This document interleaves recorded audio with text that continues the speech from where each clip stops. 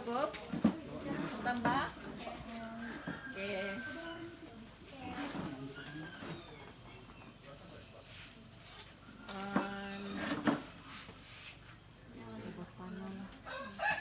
Kendi sa belakang Mbak. Oh, kendi. Tadi Datuk pergi sini do Karok itu rusak jalan tidak boleh sampai ke kita sudah sekarang. Ada menyuarakan juga. So selamat petang semua. Saya ingat mau petang sudah kan? Ya, petang. Bagi pihak kampung saya mengucapkan terima kasih dan selamat datanglah ke kampung kami yang terpencil dan apa ini masih lagi dalam keadaan boleh dikatakan dive lagi.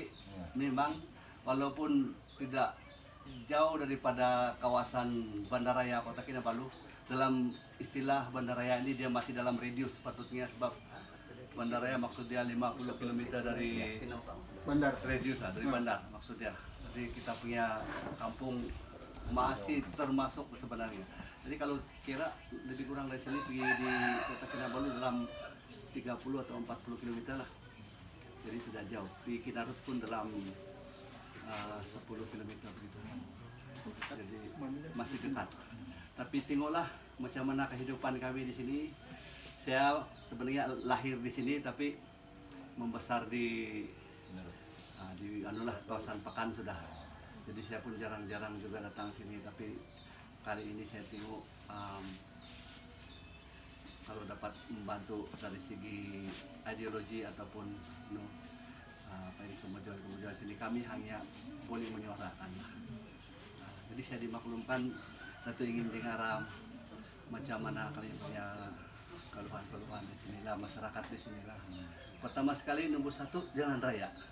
Pasar jalan raya adalah laluan utama menghubungkan Pekan untuk memasarkan kayu punya pasar hasil-hasil hutan dan juga sungai. Sebab orang sini kehidupan dia berdasarkan kepada sungai dan hutan dan pertanian.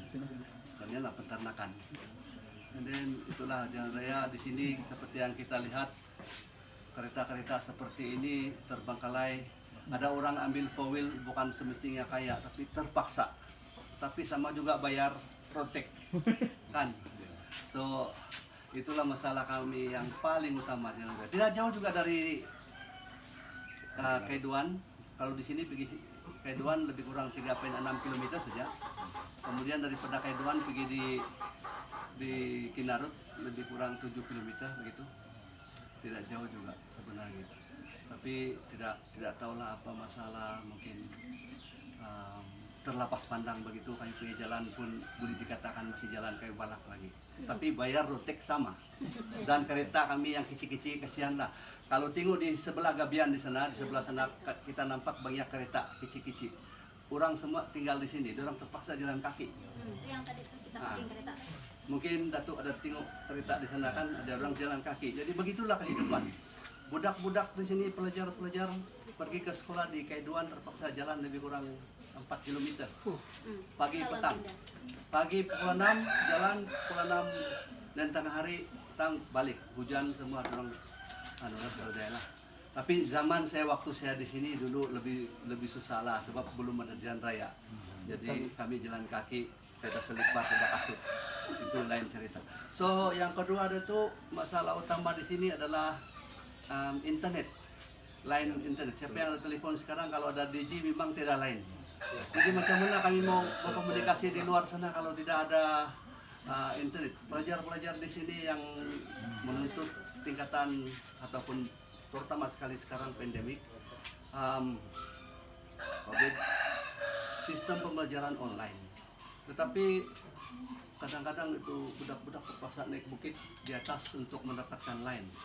Dan orang buat pondok-pondok di sana karena tidak mau ketinggalan dengan silibus pembelajaran di sekolah. Jadi perlunya networking ataupun mungkin rangkaian internet di sinilah. Telepon kadang-kadang boleh capai, tapi itulah kadang-kadang pada hilang tiga cuaca. Jadi itulah yang paling penting saya rasa, sebab apa-apa pengumuman kerajaan sekarang mengenai dengan pengumuman COVID kah, apakah semua makluman-makluman, permohonan-permohonan kemudahan daripada kerajaan, dia tidak akan sampai ke kampung ini ataupun sasaran yang sepatutnya. Dan kalau Datuk lihat di luar-luar sana di kawasan Pekan-Pekan mungkin Datuk ada nampak beberapa rumah PPRT, tapi Datuk pernah nampak kan rumah PPRT di sini? Satu pun tidak ada. Jadi bagi saya yang melihatlah kan, semua orang di sini pendapatan dia di bawah 1.000 satu bulan, jadi layak dapat PPR rumah PPRT. Tapi disebabkan mungkin itulah komunikasi melalui media pun susah, mau keluar pun susah, jadi mau urus mau pergi papar pun susah, jadi itulah tidak ada kemajuan, tidak ada apa-apa yang boleh dicapai lah. Dan juga dari segi kemudahan-kemudahan belia di sini, sepatutnya ini kampung dia sekurang-kurangnya ada prataskah ataupun prasekolah itu tadi kah sebelum pergi naik dari satu, tapi di sini tidak ada. Dan kemudahan padang untuk pemudi ataupun ini tidak ada juga padang bola sepak, tidak ada kemudahan itu. Dan apalagi kalau kita bercerita tentang internet center, mau ajar kampung untuk buat ini multimedia ataupun IT, so tidak ada. So itu dua kemudahan yang utama, dan lagi kemudahan yang kita memang perlu, minta maaf ini kampung bodyguard. So kemudahan air. Kami di sini rata-rata masih menggunakan ini gravity. Tapi gravity pun dia buat empangan begini, dia terus ambil tuh air. Jadi kadang-kadang tersumbat lah, dia tidak proper. Dia tengok tidak ada macam penapis pun ada. Jadi sekurang-kurangnya kita ada tangki, sekurangnya 2 tangki. Pertama itu menapis, yang kedua itu tagihan lah, dan baru pergi ke rumah lah. Jadi sepatutnya bekalan air itu sekarang orang bercakap pasal dulu wawasan 2020 ataupun era IT, ataupun sekarang nih bukan lagi IT tapi nanoteknologi. Tapi apa yang kita ada di kampung ini dia tidak tahu apa itu nano, apa itu IT. Boleh makan ke tidak, dia tidak tahu. Jadi itulah sebenarnya masalah dia nih. Dan kami punya kampung ini yang kita tengok banyak ladang-ladang di luar sana ini pun bukan orang sini punya, orang luar yang dapat. Sebab itulah pengurusan orang di sini, dia tidak dia jauh dan dia tidak tahu. Jadi apa yang orang tahu mungkin mencari kehidupan seharian dan ada makanan dan minuman cukuplah. Tapi sekarang ini konsep begitu tidak memadai lah untuk kemajuan, terutama sekali di kampung, apalagi macam kemudahan asas itu. So itulah yang saya tengok. Macam sekarang di sini masih mengamalkan sistem pertanian tradisional lah, semua pakai manual. Kita buat sawah pun masih guna kerbau, membajak semua tenaga. Sebab mau beli mesin pun tidak boleh masuk dulu. Jadi membeli mesin pun susah juga kalau orang kampung di sini. Yang maju di sini adalah pelajar atau generasi baru yang ada pendidikan, yang boleh keluar daripada kumpung beli nasi kita daripada sinilah. Tapi kebanyakan yang mungkin jadi guru ataupun ada yang lepasan SPM, dia pergi di Singapura, di Brunei, yang nilai mata uang dia lebih tinggi sedikit, dan baru orang mampu lah untuk memajukan keluarga. Tapi masih lagi terhad disebabkan kekangan komunikasi tadi, infrastruktur dan komunikasi. So saya rasa itu yang paling utama lah di sini. Tapi kita lihat baru-baru ini kita ada sungai, kerajaan mau empangan. Dia bilang dia mau empangan, tapi percayakah kita kekurangan air sedangkan sepanjang tahun hujan? Tidak ada kah orang elit yang boleh buat kajian ataupun untuk mendapatkan sumber minuman yang mencukupi menampung untuk hanya berapa orang di Sabah? kita hanya 3 juta. Dan setiap orang mengikut kajian lebih kurang 150 hingga 200 ml dia guna. Kalau kita kali itu ratusan itu kalau water intake itu penapisan di Kogopon, di Telibong dan di Moyok sebenarnya boleh mencukupi, boleh mampu. Dan kalau mau sama dengan kapasiti apa yang saya lihat derang buat untuk Kaiduan Dam ataupun Empangan Papar lebih kurang 1 bilion liter per hari, kita hanya bina lebih kurang 12 empangan kecil itu yang water intake macam di Kogopon, di Telibong untuk menapis. Tapi bagi saya lihat masalah kekurangan air itu bukan disebabkan sumber dia, tapi pengurusan dia. NRW, non revenue water, melaporkan bahwa lebih daripada 50% daripada pipe agihan selepas yang company syarikat yang mengandalkan reservoir ataupun empangan itu yang di penapisan air water treatment yang dikuasai oleh jabatan air ini banyak kebocoran. Satu, banyak kebocoran, banyak kecurian yang tidak terkawal. 52% tahun 2019 itu statistik menunjukkan. Dan itu kalau di bendung ataupun dibuat saya rasa kita tidak ada masalah. Dan minta maaf saya tambah sedikit, menurut Profesor Dr. Tongkul yang profesor saintis bagian Haji Bumi ataupun geologi di Sabah di UNES, dia mengatakan bahwa empangan ini tidak perlu sebenarnya. Kita mempunyai Banjaran Proper, kawasan tadahan hujan yang luas, mampu membakalkan air yang cukup untuk pantai barat, malah pantai timur kalau mau sambung. Jadi kami pun tidak tahulah sebab kerajaan tidak masuk sini bagi penerangan kepada penduduk, dan dia tiada makluman awal. Kalau ikut di United Nations punya perkara ataupun prinsip itu diorang punya undang-undang yang telah digariskan antara bangsa kan ada itu makluman awal telus MBT kan, ataupun free prior inform. Maksudnya kan kalau masuk suatu tempat dia mesti bagi penerangan dulu, jangan terus kasih keluar yang mengejut begini, jadi orang pun terkejut bayang, wah kamu punya tempat ini akan ditenggelamkan, dan kita buat dam begini tinggi lebih kurang 250 hingga 300 meter, 3 kali itu padang, kami akan tutup dan untuk membakar air. Jadi orang kampung pun tidak paham, jadi habislah kita punya tempat nih, tenggelamlah kita ini, matilah kita ini, jadi dong dalam kerisauan begitu, dorang stres. Jadi itu sebenarnya kenapa orang-orang kampung sini ini tidak berapa bersetuju dengan untuk empangan lah. Kecuali tidak ada alternatif lain lah. Tapi kalau ada alternatif lain mungkin boleh dipikirkan lagi. So itulah yang kami punya keluhan-keluhan utama nih. Yang kecil-kecil itu kita tidak lah, macam kecil-kecil saya maksudkan ada orang sakit ini kendaraan mungkin antar kita susah.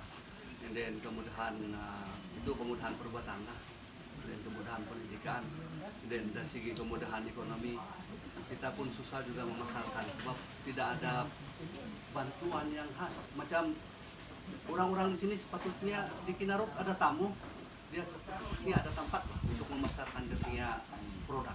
Tapi sampai di sana kasih lapik itu duduk di lantai dalam kandungan satu karung baja itu mungkin dalam 20 ringgit, 50 ringgit saja ada punya isi. Jadi itulah dalam belanja tambang di sana, dia pulang balik paling-paling beli beras saja. Cukup untuk beli beras, garam lah orang beli, sebab orang ada padi di sini. Garam, ikan masin dan minyak makan begitulah. Jadi minum kopi pun tidak dapat. Itulah keresahan-keresahan sebenarnya yang mungkin tidak dapat dilihat daripada sudut di luar sana, pemimpin yang memperjuangkan. Jadi kadang-kadang orang terpikir juga, kenapa kalau ini ada pendatang yang asing, orang bukan nolak tapi orang punya pemikiran. Orang nampak di lima-limuan ada flat untuk, orang bilang di tempat penempatan untuk orang asing ada bakalan air bersih, ada listrik, sewa pun murah, di Rum Gading, di Mengatal ada semua itu penempatan untuk orang-orang asing. Jadi orang-orang tempatan di sini yang betul-betul asal di sini macam merasa terpinggir. Sebagai manusia kita dapat melihat itu, kita dapat memikir. Jadi itulah yang kami pikirkan.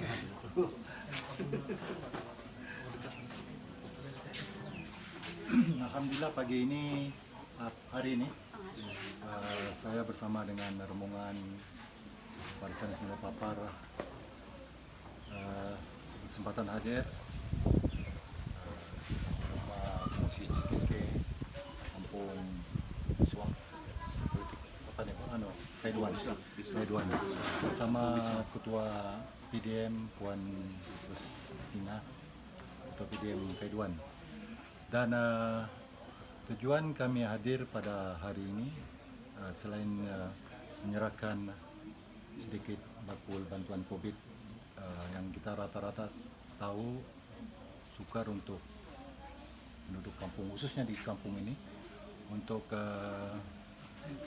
mendapatkan sumber makanan karena kekalangan pandemi COVID ini. Dan saya tertarik dengan pernyataan yang dikeluarkan oleh Fungsi JKK, dan saya ingin mengulas 3 perkara yang sebetulnya menjadi asas pada kehidupan kita sebagai rakyat Malaysia yang bernegara dan telah merdeka. Satu, mengenai dengan jalan raya. Jalan raya, dan kita semua, rombongan semua telah melalui keadaan itu, sehingga satu buah kereta kami terpaksa kami tinggalkan untuk berkongsi kereta 3 buah kereta yang lain. Dan kedua, mengenai dengan pendidikan awal kanak-kanak yang sepatutnya sudah perlu diadakan dari dulu lagi, karena itulah menjadi pendidikan awal kanak-kanak sebelum melangkah ke sekolah rendah. Dan yang ketiga, mengenai dengan rangkaian internet. Rangkaian internet nih, mana-mana kawasan yang tiada rangkaian, memang tiada siapa dapat menapis, memang ketinggalan jauh lah. Ketinggalan jauh bukan maksudnya jika ada itu kita boleh kaya, tidak. Tapi kurang-kurangnya maklumat, info terkini mengenai dengan rancangan kerjaan, usaha kerjaan, apalah, akan sampai dengan mudah sebagaimana rakan-rakan yang di bawah itu. Dan kalau mengikut Kinarut dengan Kaiduan ini pun baru lebih 14 kilo, lebih 14 kilometer. Dan sebagai pemimpin Barisan Nasional di Papar ini, saya akan coba mengangkat masalah ini sebagai satu masalah yang akan menjadi hala tuju kita, hala tuju Barisan Nasional. Bukan karena sekarang ini kita akan menempuh pilihan raya, tapi untuk makluman Fungsi JKK, sejak 3 bulan lepas pun kita memang sudah masuk dari kampung ke kampung. Tujuan dia ialah mendengar rintihan penduduk kampung. Dan ini bukan pertama kali kita hadir di sebelah Kaiduan ini, mungkin dulu kita hadir di lain-lain kampung. Dan hari ini kita datang, dan memang sudah kita lama rancang bersama dengan Ketua PDM untuk hadir. Bagaimanapun kita mesti hadir di Kaiduan ini untuk mendengar dan merasai kehidupan sebenar di kampung ini. Dan soal dengan cakap mengenai dengan dam ataupun empangan yang akan dirancang, dibuat di kawasan ini, Datuk Seri Bung Mokhtar sebagai pengurusi Barisan Nasional Sabah pernah menyatakan bahwa perkara ini perlu dibincangkan semula. Oh, Perlu dibincangkan semula, sama ada diteruskan di sini atau dibawa ke Penampang. Dan Bung sendiri menyatakan bahwa kalau boleh yang di kawasan kedua ini akan dipindahkan di. Oke, ini menunjukkan satu usaha yang positif dari pengurus IBN Sabah, Datuk Seri Bung, dan kita sama-sama berdoa lah agar apapun usaha yang diambil oleh Datuk Seri Bung untuk kemajuan rakyat di kampung ini, dan walaupun sebenarnya proyek itu sebetulnya telah di kalau kita boleh cakap telah dikeluarkan surat tawaran untuk sebuah company membuat ini, tapi oleh kerana ialah ini kuasa Tuhan nih, ada hikmah di sebalik kejatuhan kerjaan terdahulu. Dan telah sebenarnya kerjaan Presiden Nasional merancang pada mulanya, tapi oleh kerana kita mendengar rentihan, rungutan penduduk bukan saja di Kaiduan tapi di kampung-kampung selepas Kaiduan, di Manggis, mungkin ada kesan jika ada pembangunan yang diteruskan, dan kita menyerahkanlah kepada Datuk Seri Bung untuk memikirkan agar benar-benarlah akan berlaku empangan ini akan dipindahkan. Dan akhir sekali kesempatan ini Betul, Bang.